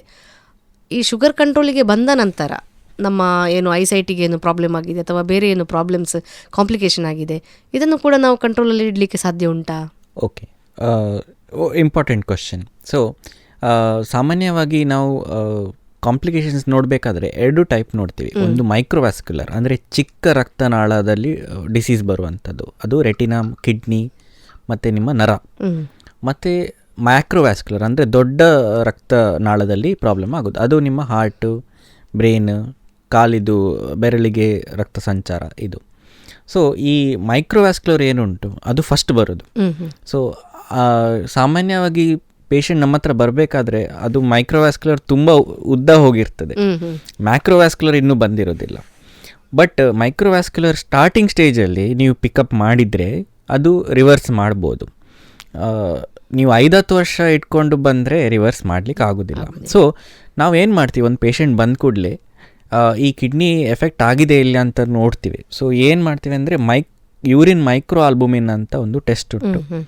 ಸೊ ಇದು ಒಂದು ನಾರ್ಮಲ್ ರೇಂಜಲ್ಲಿದ್ದರೆ ಇನ್ನೂ ಸ್ಟಾರ್ಟ್ ಆಗಿಲ್ಲ, ಸೊ ಇಟ್ ಇಸ್ ಪ್ರಿವೆಂಟಬಲ್. ಒಂದು ದಾಟಿದರೆ ಈಗ 30 to 100 ಉಂಟಂತ ಎಣಿಸ್ಕೊಳ್ಳಿ, ಇದು ಮೈಲ್ಡ್. ಸೊ ಈ ಸ್ಟೇಜನ್ನು ನೀವು ಶುಗರ್ ಕಂಟ್ರೋಲ್ ಮಾಡಿದರೆ ನಾರ್ಮಲಿಗೆ ತರ್ಬೋದು. ಕೆಲವ್ರು ಬರಬೇಕಾದ್ರೆ 200-300 ಎಲ್ಲ ಇಟ್ಕೊಂಡು ಬರ್ತಾರೆ, ಅದು ಬಾಣ ಬಿಟ್ಟಾಗೆ. ಬಾಣ ಬಿಟ್ಟ ಮೇಲೆ ಅದ್ರ ಕೆಲಸ ಮಾಡ್ತದೆ, ನಾವು ಅದನ್ನು ಸ್ಲೋ ಮಾಡ್ಬೋದು ಅಷ್ಟೇ. ಸೊ ಒಂದು ಸ್ಟೇಜ್ ದಾಟಿದರೆ ಮತ್ತೆ ಅದು ರಿವರ್ಸಿಬಲ್ ಅಲ್ಲ, ಸ್ಲೋ ಮಾಡಿಸ್ಬೋದು ಅಷ್ಟೇ. ಸೊ ಕಣ್ಣು ಕೂಡ ಹಾಗೆ. ಈಗ ಸ್ಟಾರ್ಟಿಂಗಲ್ಲಿ ಈ ರೆಟಿನೋಪತಿ ತುಂಬ ಸ್ಟೇಜಸ್ ಉಂಟು. ಸ್ಟಾರ್ಟಿಂಗ್ ಸ್ಟೇಜೆಲ್ಲ ಶುಗರ್ ಕಂಟ್ರೋಲ್ ಮಾಡಿದ ಕೂಡಲೇ ಅಲ್ಲಿಗೆ ನಿಂತು ಬಿಡುತ್ತೆ. ಬಟ್ ಕೆಲವು ಎಂಡ್ ಸ್ಟೇಜಿಗೆ ಬರ್ತಾರೆ, ಅಂಥದ್ದು ಶುಗರ್ ಕಂಟ್ರೋಲ್ ಮಾಡಿದರೆ ಕಮ್ಮಿ ಮಾಡ್ಬೋದು, ಬಟ್ ಆಗಿದ್ದು ಡ್ಯಾಮೇಜು ಏನೂ ಮಾಡಲಿಕ್ಕೆ ಆಗೋದಿಲ್ಲ. ಈಗ ನಮ್ಮದು ಮಾರುತಿ ಸ್ಪೇರ್ ಪಾರ್ಟ್ಸ್ ಸಿಗ್ತದೆ, ಬಟ್ ನಮ್ಮ ಸ್ಪೇರ್ ಪಾರ್ಟ್ಸ್ ಸಿಕ್ಕೋದಿಲ್ಲ, ಹೋದ್ಮೇಲೆ ಅದು ಡ್ಯಾಮೇಜ್. ಅದರ ಒರಿಜಿನಾಲಿಟಿ ಮತ್ತೆ ತರಲಿಕ್ಕೆ ಆಗೋದಿಲ್ಲ, ತುಂಬ ಕಷ್ಟ. So best is to prevent the damage.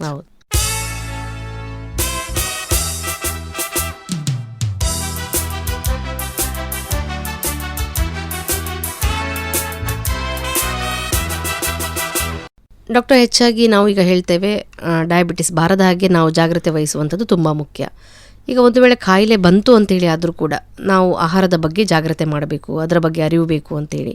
ಹಾಗಾದರೆ ಒಂದು ಡಯಾಬಿಟಿಸ್ ಕಾಯಿಲೆ ಬಾರದ ಹಾಗೆ ನಾವು ಜಾಗ್ರತೆ ವಹಿಸುವಲ್ಲಿ, ಅಥವಾ ಕಾಯಿಲೆ ಬಂದವರಿಗೆ ಅದು ಹೆಚ್ಚಾಗದ ಹಾಗೆ, ಕಾಂಪ್ಲಿಕೇಶನ್ಸ್ ಆಗದ ಹಾಗೆ ಬೆಸ್ಟ್ ಫುಡ್ ಯಾವುದು, ಅಥವಾ ಯಾವ ಫುಡ್ಡನ್ನು ಅವರು ಅವಾಯ್ಡ್ ಮಾಡಬೇಕು, ಇದರ ಬಗ್ಗೆ ಸ್ವಲ್ಪ ನಮಗೆ ಹೇಳ್ತೀರಾ? ಓಕೆ. ಸೊ ನಾವು ತಿನ್ನುವ ಊಟದ ಅದು 3 ಅಂಶಕ್ಕೆ ಡಿವೈಡ್ ಆಗ್ತದೆ ಹೊಟ್ಟೆಯಲ್ಲಿ. ಒಂದು ನಿಮ್ಮ ಕಾರ್ಬೋಹೈಡ್ರೇಟ್, ರೈಸ್ ಎಲ್ಲ ಕಾರ್ಬೋಹೈಡ್ರೇಟಿಗೆ ಹೋಗೋದು, ಮತ್ತು ಆಯಿಲ್, ಚೀಸ್ ಇದು ಎಲ್ಲ ಫ್ಯಾಟಿಗೆ ಹೋಗುತ್ತೆ, ಮತ್ತು ಉಳಿದಿದ್ದು ಈಗ ನಾನ್ ವೆಜ್, ಮೀಟ್ ಇದೆಲ್ಲ ಪ್ರೋಟೀನ್, ಎಗ್. ಸೊ ಶುಗರ್ ಜಾಸ್ತಿ ಆಗೋದು ಕಾರ್ಬೋಹೈಡ್ರೇಟ್ ಇಂಟೇಕಿಂದ. ಸೊ ಕಾರ್ಬೋಹೈಡ್ರೇಟ್ ಎಲ್ಲಿಂದ ಬಂತು? ಅದು ನಿಮ್ಮ ಫ್ರೂಟ್ಸಿಂದ ಬರ್ಬೋದು, ರೈಸಿಂದ ಬರ್ಬೋದು, ಅಥವಾ ನೀವು ತಿಂದದ್ದು ಸ್ವೀಟ್ಸ್ ಅಥವಾ ಡ್ರಿಂಕ್ಸ್, ಜ್ಯೂಸು ಇಲ್ಲಿಂದ ಬರ್ಬೋದು. ಸೊ ನಿಮ್ಮ ಮೇನ್ ಗೋಲ್ ಏನಂದರೆ ಕಾರ್ಬೋಹೈಡ್ರೇಟ್ ಕಂಟೆಂಟನ್ನು ಕಮ್ಮಿ ಮಾಡಬೇಕು. ಸೊ ಹೇಗೆ ಕಮ್ಮಿ ಮಾಡೋದು? ಸೊ ಒಂದಂದರೆ ನಾವು ಯೂಶ್ವಲಿ ಇಂಡಿಯನ್ಸ್ ಊಟ ಮಾಡಬೇಕಾದ್ರೆ ಹೊಟ್ಟೆ ಫುಲ್ ಮಾಡೋದು. ಸೊ ಹೊಟ್ಟೆ 70% ಫುಲ್ ಮಾಡಿ, 100% ಮಾಡಬೇಡಿ. ಒಂದು. ಸೆಕೆಂಡ್ ಅಂದರೆ ಕೆಲವರು ರೆಗ್ಯುಲರ್ ಸ್ನ್ಯಾಕ್ಸ್ ತಿಂತಾ ಇರ್ತಾರೆ, ಅಂದರೆ ಮನೆಯಲ್ಲಿ ಚಕ್ಕುಲಿ, ಉಂಡೆ, ಇದೇನಾದರೂ ಒಂದು ಇರ್ತದೆ. ಸೊ ಇದೆಲ್ಲ ಇಡಬಾರ್ದು ಮನೆಯಲ್ಲಿ, ಇಟ್ಟರೆ ಆಟೋಮ್ಯಾಟಿಕ್ಲಿ ಖಾಲಿ ಆಗ್ತದೆ. ಮತ್ತು ಡೈರೆಕ್ಟ್ ಶುಗರ್ ಇದ್ದ ಐಟಮ್ಸ್ ತಿನ್ನಬಾರ್ದು. ಅಂದರೆ ಈಗ ಐಸ್ ಕ್ರೀಮಲ್ಲಿ ತುಂಬ ಶುಗರ್ ಉಂಟು, ಸ್ವೀಟ್ಸಲ್ಲಿ ಡೈರೆಕ್ಟ್ ಶುಗರ್ ಉಂಟು. ನಿಮ್ಮ ಟೀ ಕಾಫಿ ಮಾಡಬೇಕಾದ್ರೆ ನೀವು ಶುಗರ್ ಹಾಕ್ತೀವಿ, ಸೊ ಶುಗರ್ ಲೆಸ್ ತಗೊಳ್ಬೇಕು. ಮತ್ತು ಸಾಫ್ಟ್ ಡ್ರಿಂಕ್ಸಲ್ಲಿ ತುಂಬ ಶುಗರ್ ಉಂಟು. ಇನ್ಫ್ಯಾಕ್ಟ್ ಜ್ಯೂಸ್ ಕೂಡ ಈಗ ನೀವೇ ಮಾಡಿದರೆ ತೊಂದರೆ ಇಲ್ಲ, ಬಟ್ ರೆಡಿಮೇಡ್ ಜ್ಯೂಸಸಲ್ಲಿ ಶುಗರ್ ಕಂಟೆಂಟ್ ತುಂಬ ಉಂಟು. ಸೊ ಇದೆಲ್ಲ ಅವಾಯ್ಡ್ ಮಾಡಬೇಕು. ಮತ್ತು ಫುಡ್ಡಲ್ಲಿ ನಾವು ಏನು ಹೇಳ್ತೀವಿ ಅಂದರೆ ಗ್ಲೈಸಿಮಿಕ್ ಇಂಡೆಕ್ಸ್ ಅಂತ ಉಂಟು. ಅಂದರೆ ಕೆಲವು ಪದಾರ್ಥ ಶುಗರ್ ಕೊಡ್ತದೆ, ಬಟ್ ಇಮಿಡಿಯೇಟ್ಲಿ ಕೊಡೋದಿಲ್ಲ, ಒಂದು 6 ಗಂಟೆಯಲ್ಲಿ ಸ್ಲೋಲಿ ಕೊಡ್ತದೆ, ಇನ್ನೊಂದು 2 ಗಂಟೆಯಲ್ಲಿ ಅದನ್ನು ಕೊಟ್ಬಿಡ್ತದೆ. ಸೊ ಈ ಸ್ಲೋ ಕೊಡುವಂಥ ಪದಾರ್ಥವನ್ನು ಜಾಸ್ತಿ ತಗೊಳ್ಬೇಕು. ಈಗ ಗ್ರೀನ್ ಲೀಫಿ ವೆಜಿಟೇಬಲ್ಸ್, ಚಪಾತಿ, ಇದೆಲ್ಲ ನಾವು ರಾಗಿ, ಇಂಥದ್ದೆಲ್ಲ ಈ ಗ್ಲೈಸಿಮಿಕ್ ಇಂಡೆಕ್ಸ್ ಕಮ್ಮಿ ಅಂತ ಇರುವಂಥದ್ದು. ಸೊ ಶುಗರ್ ಜಾಸ್ತಿ ಮೇಲೆ ಹೋಗೋದಿಲ್ಲ. ಮತ್ತು ಇನ್ನೊಂದು ಏನು ಗೊತ್ತಿರಬೇಕಂದ್ರೆ ನಮ್ಮ ವೆಯ್ಟ್ ಜಾಸ್ತಿ ಆದರೆ ಕೂಡ ನಮ್ಮ ಶುಗರ್ ಮೇಲೆ ಹೋಗ್ತದೆ. ಸೊ ವೆಯ್ಟ್ ಹೇಗೆ ಕಮ್ಮಿ ಮಾಡೋದು? ವೆಯ್ಟ್ ಕಮ್ಮಿ ಮಾಡಲಿಕ್ಕೆ ಫ್ಯಾಟ್ ಐಟಮನ್ನು ರೆಸ್ಟ್ರಿಕ್ಟ್ ಮಾಡಬೇಕು. ತಿನ್ನಬಾರ್ದಂತ ನಾನು ಹೇಳೋದಿಲ್ಲ, ಬಟ್ ಈಗ ನಿಮ್ಮ ಪಿಜ್ಜಾ, ಬರ್ಗರ್ ಅಪರೂಪಕ್ಕೆ ತಿಂದರೆ ಓಕೆ, ಬಟ್ ರೆಗ್ಯುಲರ್ಲಿ ನೀವು ತಂದು ತಿಂದಿದ್ರೆ ವೆಯ್ಟು ಜಾಸ್ತಿ ಆಗುತ್ತೆ, ಶುಗರು ಜಾಸ್ತಿ ಆಗುತ್ತೆ. ವೆರಸ್ ಪ್ರೋಟೀನ್ ಅಂದರೆ ಎಗ್, ಫಿಶ್ ಇಂಥದ್ದೆಲ್ಲ ನಿಮ್ಮ ಶುಗರ್ಗೆ ಒಳ್ಳೆಯದು, ಶುಗರ್ ಜಾಸ್ತಿ ಮಾಡೋದಿಲ್ಲ. ಸೊ ಹೀಗೆ. ಮತ್ತು ಫ್ರೂಟ್ಸಲ್ಲಿ ಫ್ರೂಟ್ಸ್ ಆ್ಯಕ್ಚುಲಿ ಒಳ್ಳೆಯದು, ಅಂದರೆ ಕ್ಯಾಲರೀಸ್ ಕಮ್ಮಿ, ಅದರಲ್ಲಿ ಕಾರ್ಬೋಹೈಡ್ರೇಟ್ ಕಂಟೆಂಟ್ ಇದ್ರೂ ತುಂಬ ಕಮ್ಮಿ. ಸೊ ಹಸಿವಾಗ ಫ್ರೂಟ್ಸು ಅಥವಾ ಸಲಾಡ್ ತಗೊಂಡ್ರೆ ಒಳ್ಳೆಯದು. ಬಟ್ ಕೆಲವು ಫ್ರೂಟ್ಸಲ್ಲಿ ಕ್ಯಾಲರಿ ಸ್ವಲ್ಪ ಜಾಸ್ತಿ ಇದೆ ಅಥವಾ ಶುಗರ್ ಕಂಟೆಂಟ್ ಜಾಸ್ತಿ ಇದೆ. ಸೊ ಇದು ಯಾವುದಂದರೆ ನಿಮ್ಮ ಬನಾನಾ ಕ್ಯಾಲರಿ ಜಾಸ್ತಿ, ಮ್ಯಾಂಗೋ ಶುಗರ್ ಕಂಟೆಂಟ್ ಜಾಸ್ತಿ, ಚಿಕ್ಕು ಶುಗರ್ ಕಂಟೆಂಟ್ ಜಾಸ್ತಿ, ಮತ್ತು ಜಾಕ್ ಫ್ರೂಟ್. ಸೊ ಇಂಥದ್ದು ಅವಾಯ್ಡ್ ಮಾಡಬೇಕು. ಕೆಲವರು ವಾಟರ್ ಮೆಲನ್ ಬರೀ ನೀರು ಅಂತ ಎಣಿಸ್ತಾರೆ, ಬಟ್ ವಾಟರ್ ಮೆಲನಲ್ಲಿ ಶುಗರ್ ಕಂಟೆಂಟ್ ಇದೆ. ನಾನು ತಿನ್ನಬಾರ್ದು ಅಂತ ಹೇಳೋದಿಲ್ಲ, ಬಟ್ ತುಂಬ ತಗೊಳ್ಬೇಡಿ, ಅಪರೂಪಕ್ಕೆ ತಿನ್ನಿ. ವೆರಸ್ ಬೇರೆ fruits, papaya, orange, pomegranate, ಗುವಾವಾ, strawberry, ಕಿವಿ ಇದೆಲ್ಲ ತೊಂದರೆ ಇಲ್ಲ, ನಿಮಗೆ ಹಸಿವಾಗೋ ತಗೊಳ್ಳಿ. ಬಟ್ ಡಾಕ್ಟ್ರ್ ಹೇಳಿದಾನಂದು ಊಟ ಅಷ್ಟು ಮಾಡಬೇಡಿ, ಹಸಿವಾಗೋ ತಗೊಳ್ಳಿ ಅಷ್ಟೇ.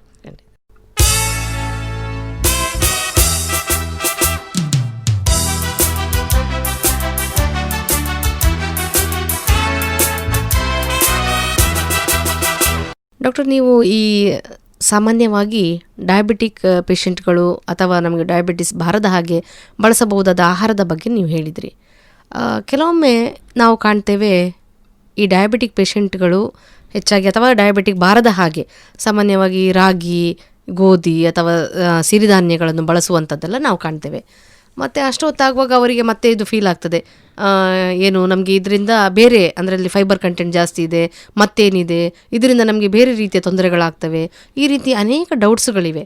ಹಾಗೆ ಇದಕ್ಕೇನಾದರೂ ಒಂದು ಡಯಟ್ ಫುಡ್ ಅಥವಾ ಇಂಥದ್ದೇ ತಿಂದರೆ, ಇಂಥ ಒಂದು ವಸ್ತುಗಳು ನೀವು ಕಾರ್ಬೋಹೈಡ್ರೇಟ್ಸ್ ಮತ್ತೆ ಎಲ್ಲ ಹೇಳಿದ್ರಿ, ಆದರೂ ಕೂಡ ಸಾಮಾನ್ಯವಾಗಿ ಜನಸಾಮಾನ್ಯರಿಗೆ ಒಂದು ತಿಳಿಯುವ ರೀತಿಯಲ್ಲಿ ಸಾಮಾನ್ಯವಾಗಿ ನಾವು ಬಳಸುವಂಥ ಗೆಡ್ಡೆಗೆಣಸುಗಳಿರ್ಬೋದು, ಅಥವಾ ತರಕಾರಿಗಳಿರ್ಬೋದು, ಅಥವಾ ನಾವು ಬಳಸುವಂತಹ ಅನ್ನ, ಅಥವಾ ಬಳಸುವಂಥ ಚಪಾತಿ ಅಥವಾ ಇನ್ನಿತರ ದೋಸೆ, ಈ ರೀತಿಯ ಐಟಮ್ಸ್ಗಳಲ್ಲಿ ಯಾವುದು ಸ್ವಲ್ಪ ಪ್ರಿಫರೇಬಲ್ ಅಥವಾ ಒಳ್ಳೆಯದು ಅಂತೇಳಿ ಈ ಬಗ್ಗೆ ಸ್ವಲ್ಪ ನಮಗೆ ಹೇಳ್ತೀರಾ? ಸೊ ಇಂಡಿಯಾದಲ್ಲಿ ಡಯಟ್ ಒಂದೊಂದು ಮನೆಯಲ್ಲಿ ಒಂದೊಂದು ಟೈಪ್. ಒಂದೊಂದು ಸ್ಟೇಟಲ್ಲಿ ಒಂದೊಂದು ಟೈಪ್. ಸೊ ಡಯಟ್ ಇದೇ ತಿನ್ನಬೇಕು ಇದೇ ತಿನ್ನಬಾರ್ದು ಅಂತ ಹೇಳಲಿಕ್ಕೆ ಆಗೋದಿಲ್ಲ. ನಿಮ್ಮ ಎಕ್ಸಿಸ್ಟಿಂಗ್ ಏನು ತಿಂತೀರಿ ಅದನ್ನು ಯಾವ ತಪ್ಪು ಸರಿ ಅಂತ ಹೇಳ್ಬೋದು. ಸೊ ಈಗ ನಾರ್ಮಲಿ ಒಬ್ಬ ಮಾರ್ನಿಂಗ್ ಉಪ್ಮಾ ಮಾಡ್ತಾರೆ, ಅದು ತೊಂದರೆ ಇಲ್ಲ. ಕ್ಷೀರ ಮಾಡ್ತಾರೆ, ಅದರಲ್ಲಿ ಸ್ವೀಟ್ ಜಾಸ್ತಿ ಆಯಿತು, ಒಳ್ಳೆಯದಲ್ಲ. ಕೆಲವರು ಬೆಳಿಗ್ಗೆ ಕೂಡ ರೈಸ್ ಬ್ರೇಕ್ಫಾಸ್ಟ್ ಮಾಡೋರು ಇದ್ದಾರೆ. ಸೊ ಇಂಥ ಡಯಾಬಿಟಿಸ್ ಇದ್ದವ್ರು ಬೆಳಿಗ್ಗೆ ರೈಸ್ ತಿಂದರೆ ಶುಗರ್ ಬೆಳಿಗ್ಗೆನೇ ಜಾಸ್ತಿ ಆಯಿತು, ಮಧ್ಯಾಹ್ನ ರಾತ್ರಿ ಇನ್ನೂ ಜಾಸ್ತಿ ಇರ್ತದೆ. ಸೊ ಅದು ಒಂದು. ಮತ್ತು ಈಗ ನಿಮ್ಮ ನೆಲದ ಅಡಿಯಲ್ಲಿ ಬೆಳುವಂಥದ್ದು ಬಟಾಟೆ, ಬೀಟ್ರೂಟು, ಸ್ವೀಟ್ ಪೊಟೆಟೊ, ಸ್ವರ್ಣಗೆಡ್ಡೆ, ಇದೆಲ್ಲ ಸ್ಟಾರ್ಚ್ ಕಂಟೆಂಟ್ ಜಾಸ್ತಿ. ಸೊ ಆದಷ್ಟು ಅವಾಯ್ಡ್ ಮಾಡಿದರೆ ಒಳ್ಳೆಯದು. ಬಟ್ ತಿನ್ನಲೇಬಾರ್ದಂತ ನಾನು ಹೇಳೋದಿಲ್ಲ, ಅಪರೂಪಕ್ಕೆ ತಿನ್ಬೋದು. ಮತ್ತು ನೆಲದಡಿಯಲ್ಲಿ ಇರುವಂಥದ್ದಲ್ಲಿ ಬೆಸ್ಟ್ ಏನಂದರೆ ಕ್ಯಾರೆಟ್. ಸೊ ಕ್ಯಾರೆಟನ್ನು ನೀವು ಆರಾಮಲ್ಲಿ ತಿನ್ಬೋದು, ಅದ್ರಲ್ಲಿ ಸ್ಟಾರ್ಚ್ ಕಂಟೆಂಟ್ ಕಮ್ಮಿ. ಮತ್ತು ನೀವು ಕೇಳಿದ್ರಿ ಸಿರಿಧಾನ್ಯ. ಸೊ ನಮ್ಮ ಫುಡ್ಡಲ್ಲಿ ಫೈಬರ್ ಕಂಟೆಂಟ್ ಜಾಸ್ತಿ ಇದ್ದರೆ ಒಳ್ಳೆಯದು. ಸೊ ಶುಗರ್ ಮೇಲೆ ಹೋಗೋದಿಲ್ಲ.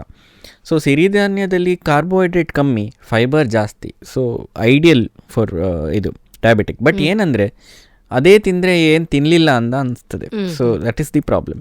ಇನ್ಫ್ಯಾಕ್ಟ್ ಈ ಡಯಾಬಿಟೀಸ್ ಪ್ರೆಗ್ನೆನ್ಸಿಲಿ ಬಂದರೆ ನಾವು ಬೆಳಿಗ್ಗೆ ಬ್ರೇಕ್ಫಾಸ್ಟ್ ನೀವು ಸಿರಿಧಾನ್ಯ ತಗೊಳ್ಳಿ ಅಂತ ಹೇಳೋದು. ಎಷ್ಟೋ ಜನಕ್ಕೆ ವಿದೌಟ್ ಇನ್ಸುಲಿನ್ ಕೂಡ ಮ್ಯಾನೇಜ್ ಮಾಡಲಿಕ್ಕೆ ಆಗ್ತದೆ. ಸೊ ಸಿರಿಧಾನ್ಯ ಒಳ್ಳೆಯದು. ನೆಕ್ಸ್ಟ್ ನೀವು ಕೇಳಿದಿರಿ ರಾಗಿ. ಸೊ ರಾಗಿ ಅದರಲ್ಲಿ ಕಾರ್ಬೋಹೈಡ್ರೇಟ್ ಕಂಟೆಂಟ್ ರೈಸ್ಗಿಂತ ಕಮ್ಮಿ, ಚಪಾತಿ ಅಷ್ಟೇ ಇರ್ಬೋದು. ಒಳ್ಳೆಯದೇನೆಂದರೆ ಅದರಲ್ಲಿ ಕ್ಯಾಲ್ಶಿಯಂ ಮತ್ತು ಐರನ್ ಕಂಟೆಂಟ್ ಜಾಸ್ತಿ, ಫೈಬರ್ ಕಂಟೆಂಟ್ ಕೂಡ ಒಳ್ಳೆಯದುಂಟು. ಸೊ ರಾಗಿ ತಿನ್ಬೋದು. ಪ್ರಾಬ್ಲಮ್ ಏನಂದರೆ ನಮ್ಮ ದಕ್ಷಿಣ ಕನ್ನಡ ಪಾಪ್ಯುಲೇಷನ್ ರಾಗಿಗೆ ಯೂಸ್ಡ್ ಇಲ್ಲ.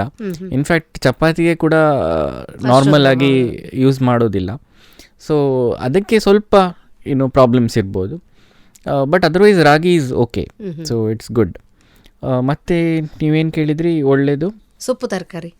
ಹಾಂ, ಸೊ ಸೊಪ್ಪು ತರಕಾರಿ ಅಗೇನ್ ಫೈಬರ್ ಕಂಟೆಂಟ್ ಜಾಸ್ತಿ ಅಲ್ವಾ. ಸೊ ಒಳ್ಳೆಯದು ಇನ್ಫ್ಯಾಕ್ಟ್. ಸೊ ಯಾವುದೇ ಫುಡ್ ಫೈಬರ್ ಜಾಸ್ತಿ ಇದ್ದಷ್ಟು ಒಳ್ಳೆಯದು. ಮತ್ತು ನೀವು ಕೇಳಿದ್ರಿ ಏನು ತಿನ್ನಬೇಕು ಏನು ತಿನ್ನಬಾರ್ದು ಅಂತ. ಸೊ ನಾನೊಂದು ಎಕ್ಸಾಂಪಲ್ ಕೊಡ್ತೀನಿ. ಈಗ ನಾನು ಫಿಶ್ ಒಳ್ಳೇದಂತ ಹೇಳಿದ್ದೀನಿ. ಸೊ ನೀವೀಗ ಮನೆಗೆ ಹೋಗಿ ಫಿಶ್ ಫ್ರೈ ಮಾಡಿದರೆ ಅದು ಹಾಳಾಯಿತು. ಸೊ ಫಿಶ್ ಗಸಿ ತಿಂದರೆ ಒಳ್ಳೆ ಆಯಿತು. ಸೊ ನಾನೀಗ ಚಪಾತಿ ಒಳ್ಳೆ ಅಂತ ಹೇಳಿದ್ದೇನೆ. ಈಗ ಮೈದಾ ಕಮ್ಸ್ ಫ್ರಮ್ ವೀಟ್. ಸೊ ನೀವು ಮೈದಾ ತಿಂದರೆ ಅದಷ್ಟು ಒಳ್ಳೆಯದಿಲ್ಲ, ಫೈಬರ್ ಕಂಟೆಂಟ್ ಕಮ್ಮಿ ಆಯಿತು. ಸೊ ಸೇಮ್ ಫುಡ್ ನೀವು ಅದನ್ನು ಹೇಗೆ ಯೂಸ್ ಮಾಡ್ತೀರಿ ಅದರ ಮೇಲೆ. ಈಗ ರೈಸ್, ಬಾಯ್ಲ್ಡ್ ರೈಸ್, ಅದರಲ್ಲಿ ಫೈಬರ್ ಕಂಟೆಂಟ್ ಜಾಸ್ತಿ, ವೈಟ್ ರೈಸ್ಗಿಂತ ಬೆಟರ್. ವಿಟಮಿನ್ ಅಂಶನೂ ಜಾಸ್ತಿ ಇರ್ತದೆ ಬಾಯ್ಲ್ಡ್ ರೈಸಿಂದ. ಅದೇ ನೀವು ವೈಟ್ ರೈಸನ್ನು ಯೂಸ್ ಮಾಡಿದರೆ ಸ್ವಲ್ಪ ಬ್ಯಾಡ್.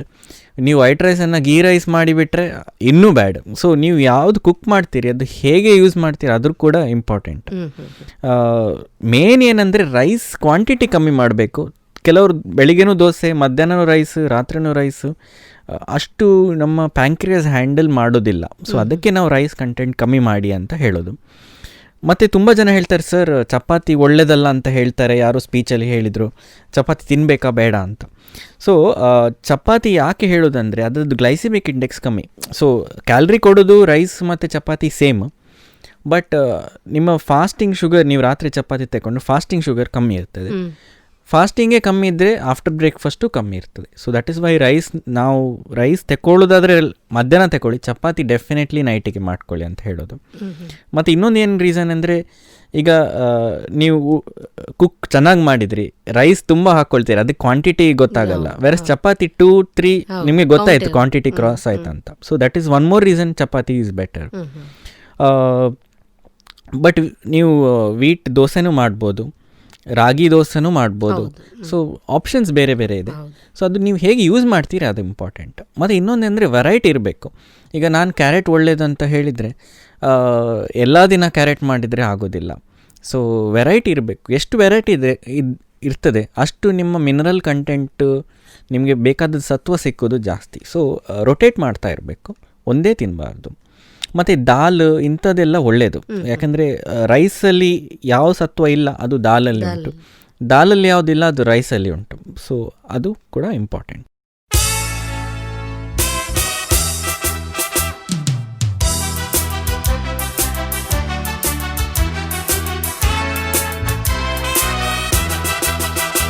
ಡಾಕ್ಟರ್, ಈಗ ಹೆಚ್ಚಾಗಿ ಶುಗರ್ ಪೇಷಂಟ್ಗಳು ಅಥವಾ ಈ ಡಯಾಬಿಟಿಕ್ ಕಾಯಿಲೆ ಇದ್ದವರು, ಮಧುಮೇಹಿಗಳು ಆವಾಗವಾಗ ರಕ್ತ ಪರೀಕ್ಷೆಯನ್ನು ಮಾಡಬೇಕಾಗ್ತದೆ.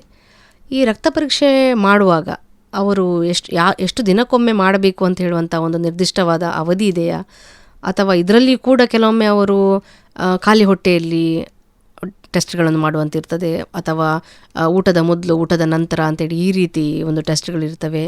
ಹಾಗಾಗಿ ಯಾವುದು ಅವರಿಗೆ ಒಂದು ಸೂಕ್ತವಾದಂಥದ್ದು, ಮತ್ತು ಡಯಾಬಿಟಿಕ್ ಪೇಷಂಟ್ಗಳಲ್ಲಿ ಈಗ ಡಯಾಬಿಟಿಕ್ ಪೇಷಂಟ್ಗಳಲ್ಲಿ ಶುಗರ್ ಎಷ್ಟು ಅಂತೇಳಿ ನಮಗೆ ಗೊತ್ತಿಲ್ಲ. ಹಾಗಾಗಿ ಎಷ್ಟು ಅವರಲ್ಲಿ ನಾರ್ಮಲ್ ಶುಗರ್ ಎಷ್ಟು, ಅಂದರೆ ಅವರು ಸಾಮಾನ್ಯವಾಗಿ ಆರೋಗ್ಯವಂತರಾಗಿರಬೇಕಾದ್ರೆ ಅವರಲ್ಲಿ ಶುಗರ್ ಲೆವೆಲ್ ಹೇಗಿರಬೇಕು ಅಂತ ಈ ಬಗ್ಗೆ ಸ್ವಲ್ಪ ಹೇಳ್ತೀರಾ? ಸೊ ನಾನು ನಿಮ್ಮ ಕ್ವಶನನ್ನು 3 ಪಾರ್ಟಿಗೆ ಡಿವೈಡ್ ಮಾಡ್ತೇನೆ. ಫಸ್ಟ್ ಎಷ್ಟು ಇರಬೇಕು ಅಂತ. ಸೊ ನಾನು ನಾರ್ಮಲಿ ಹೇಳಿದ್ದೇನೆ ಶುಗರ್ 80 ಇಂದ 120 ಇರಬೇಕು. ಸೊ ನಾರ್ಮಲ್ ಡಯಾಬಿಟಿಕ್ ಪೇಷಂಟಲ್ಲಿ ಕೂಡ ನಾವು ಅಷ್ಟೇ ಟಾರ್ಗೆಟ್ ಮಾಡೋದು, 80 ಇಂದ 120 ಇರಬೇಕು. ತಿಂದಾದಮೇಲೆ 140 ಒಳಗಡೆ ತರೋದು ಕಷ್ಟ. ಸೊ ಯಂಗ್ ಪೇಷಂಟ್ ಇದ್ದರೆ ಅವನಿಗೆ ಶುಗರ್ ಲೋ ಆಗಿದ್ದು ಬೇಗ ಗೊತ್ತಾಗ್ತದೆ. ಅಂಥವ್ರಲ್ಲಿ ನಾವು 100 ಇಂದ 140 ಇಡ್ಲಿಕ್ಕೆ ಟ್ರೈ ಮಾಡ್ತೇವೆ ಆಫ್ಟರ್ ಫುಡ್. ಬಟ್ ಏಜ್ ಆದಾಗೆ ನಿಮಗೆ ಲೋ ಶುಗರನ್ನು ತಡೆಯುವ ಶಕ್ತಿ ಕಮ್ಮಿ ಆಗ್ತದೆ, ಪ್ಲಸ್ ಪಕ್ಕ ಗೊತ್ತಾಗೋದಿಲ್ಲ. ಈಗ ಇಲ್ಲಿಂದ ಅಲ್ಲಿ ನಡಿಬೇಕಾದ್ರೆ ಶುಗರ್ ತರಬೇಕಾದ್ರೇ ಪ್ರಾಬ್ಲಮ್. ಸೊ ಅಂಥವರಿಗೆ ಸ್ವಲ್ಪ ರಿಲ್ಯಾಕ್ಸ್ಡ್, ಸೊ 160 ತನಕ ಇದ್ರೂ ತೊಂದರೆ ಇಲ್ಲ. ಮತ್ತು ಕೆಲವರಿಗೆ ಕಿಡ್ನಿ ಪ್ರಾಬ್ಲಮ್ಮು ಅಥವಾ ಕಣ್ಣು ಕಾಣೋದಿಲ್ಲ, ಇಂಥವರಿಗೆ ಇನ್ನೂ ರಿಲ್ಯಾಕ್ಸ್ಡ್ 200 ತನಕ 180 to 200 ಇದ್ರೂ ತೊಂದರೆ ಇಲ್ಲ. So it depends on the patient. So ಈಗ 20 ವರ್ಷಕ್ಕೆ ಒಬ್ಬ ಡಯಾಬಿಟಿಕ್ ಬಂದರೆ ನಾನು ತುಂಬ ಸ್ಟ್ರಿಕ್ಟ್ ಇರ್ತೇನೆ. 70-75 ವರ್ಷಕ್ಕೆ ಅವ್ನು ಫಸ್ಟ್ ಟೈಮ್ ಡಯಾಬಿಟಿಕ್ ಇದ್ದರೆ ನಾನು ಅಷ್ಟು ಟೆನ್ಷನ್ ಮಾಡೋದಿಲ್ಲ, ಯಾಕಂದರೆ ಅವನಿಗೆ ಕಾಂಪ್ಲಿಕೇಶನ್ ಬರೋದು ಇನ್ನೂ 10 ವರ್ಷ ಮೇಲೆ. ಅವನ ಕ್ವಾಲಿಟಿ ಆಫ್ ಲೈಫನ್ನು ನಾವು ಹಾಳು ಮಾಡಬಾರ್ದು.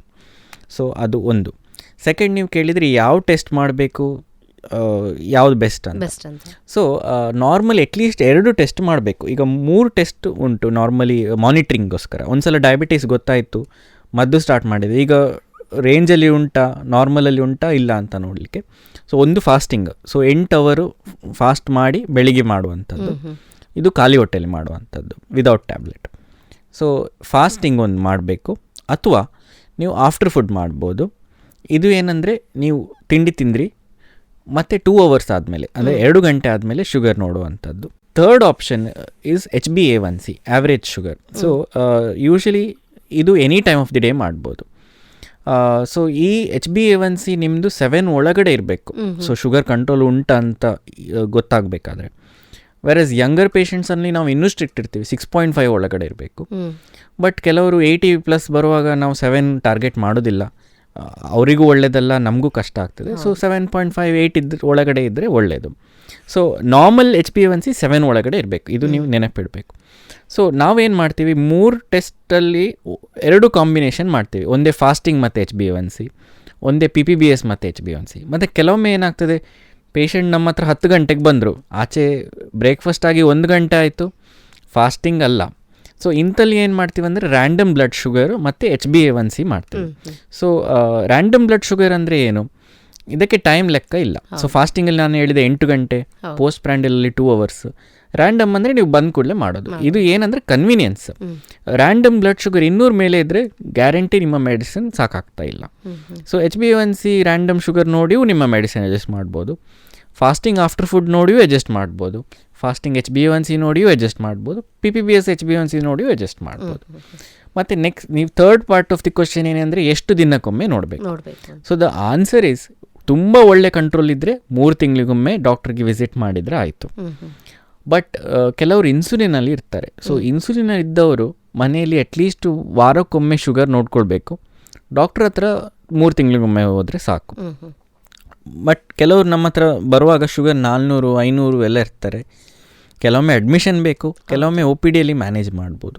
ಸೊ OPDಯಲ್ಲಿ ಮ್ಯಾನೇಜ್ ಮಾಡೋದಾದರೆ ಇಂಥವ್ರನ್ನ ನಾವು ಜಲ್ದಿ ಕರಿತೀವಿ, 3 days 5 days ಕರಿತೇವೆ. ಬೈ ಚಾನ್ಸ್ ಅದರಲ್ಲೂ ಕೆಲವರು ಇನ್ನೂ ಸ್ವಲ್ಪ ಬೆಟ್ರ್ ಇರ್ತಾರೆ, 250, 350 ರೇಂಜಲ್ಲಿ ಇರ್ತಾರೆ. ಸೊ ಇಂಥವ್ರನ್ನ ನಾವು 2 ವಾರದಲ್ಲಿ ಕರಿತೇವೆ ಇನಿಷಿಯಲಿ. ಒಂದು ಸಲ ಎಲ್ಲ ಕಂಟ್ರೋಲ್ ಬಂದರೆ 3 ತಿಂಗಳಿಗೊಮ್ಮೆ. ಸೊ 3 ತಿಂಗಳಿಗೊಮ್ಮೆ ನೀವು ಚೆಕ್ ಮಾಡಲೇಬೇಕು ಈ HbA1c. ತಿಂಗಳಿಗೊಮ್ಮೆ ನೀವು ಮಾಡಿದರೆ ಒಳ್ಳೆಯದು. ತುಂಬ ಹೈ ಇದ್ದರೆ 15 days ಅಥವಾ ಒನ್ಸ್ ಇನ್ ಅ ವೀಕ್.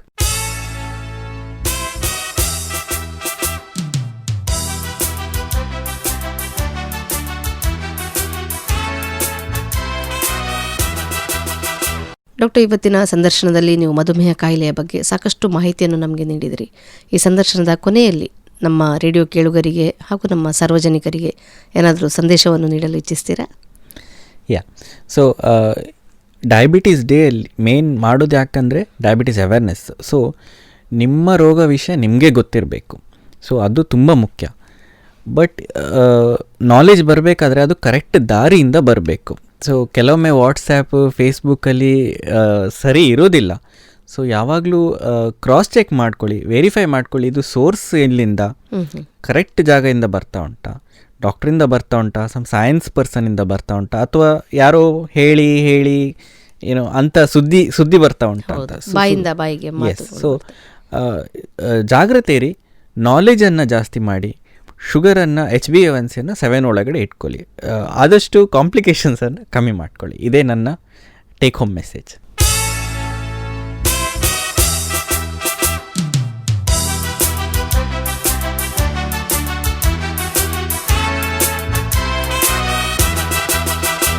ಸಂದೇಶ ಸಂಸ್ಕೃತಿ ಮತ್ತು ಶಿಕ್ಷಣ ಪ್ರತಿಷ್ಠಾನದ ಸಂದೇಶ ರೇಡಿಯೋ ಪ್ರಸ್ತುತಪಡಿಸಿದ ಸೋಮವಾರದ ವಿಶೇಷ ಕಾರ್ಯಕ್ರಮ ಆರೋಗ್ಯ ಸಂದೇಶದಲ್ಲಿ ಇಂದು ಡಾಕ್ಟರ್ ಶ್ರೀನಾಥ್ ಶೆಟ್ಟಿಯವರು ನಮಗೆ ಡಯಾಬಿಟಿಕ್ ಕಾಯಿಲೆಯ ಬಗ್ಗೆ ಸಾಮಾನ್ಯ ಕೆಲವೊಂದು ವಿಚಾರಗಳನ್ನು ನಮಗೆ ಬಹಳ ಉತ್ತಮವಾಗಿ ತಿಳಿಸಿದರು.